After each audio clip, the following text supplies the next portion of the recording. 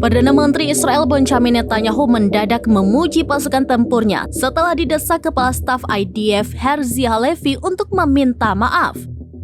Sebelumnya Netanyahu mengkritik IDF tak memberi tekanan terhadap Hamas untuk mencapai tujuan perang. Namun sebaliknya, Netanyahu kini menyanjung tentara tempurnya. Perdana Menteri Israel menyatakan bahwa serangan IDF yang berlangsung selama 9 bulan telah membuat Hamas berada di bawah tekanan. Demikian disampaikan Netanyahu dalam pidatonya di acara peringatan kenegaraan pada Selasa 16 Juli.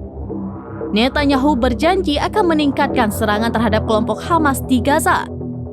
Di sisi lain, Amerika Serikat mengkritik tingginya jumlah korban sipil yang tewas dalam serangan baru-baru ini.